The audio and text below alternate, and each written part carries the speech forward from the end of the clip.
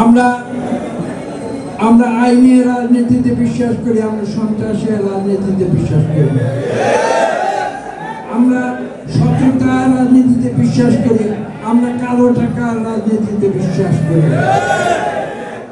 এবং আমরা বলেছিলাম যে আমরা গণতন্ত্রের রাজনীতিতে বিশ্বাস করি, আমরা অত্যাচার, নির্যাতন, দুঃশাসনের রাজনীতিতে বিশ্বাস করি।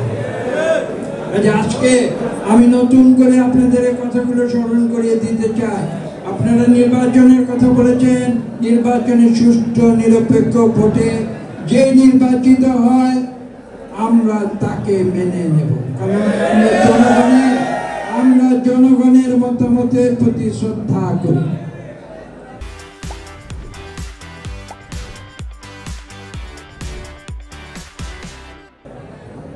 এখানে কে রাজা কে প্রজা সেটা চিন্তা করলে হবে না, এখানে সবাই রাজা সবাই প্রজা। আমরা সেই নীতিতে বিশ্বাস করি, আমরা জনগণের শাসনে বিশ্বাস করি। জনগণের শাসনের নাম হচ্ছে গণতন্ত্র। এভাবে বাংলাদেশ থেকে ছাত্র জনতা আন্দোলনের মুখে বিগত সরকার পালিয়ে যেতে বাধ্য হয়েছে, সেখানে আমাদের বাংলাদেশের 18 কোটি মানুষের উপরে মহান আল্লাহ তাআলার রহমত বর্ষিত হয়েছে।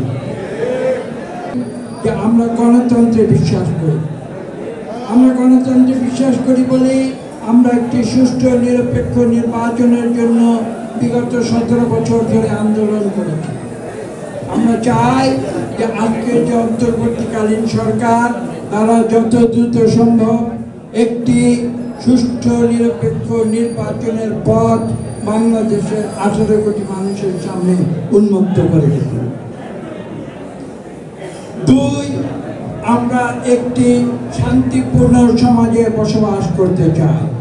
হিংসা দেশ পরিত্যাগ করে ইসলামের যে শিক্ষা, রমজানের যে সবচেয়ে বড় শিক্ষা ধৈর্য এবং আত্মত্যাগ, এই ধৈর্য এবং আত্মত্যাগ এ থেকে যেন আমরা দূরে সরে না যাই, এটা হচ্ছে আমাদের দ্বিতীয় কথা।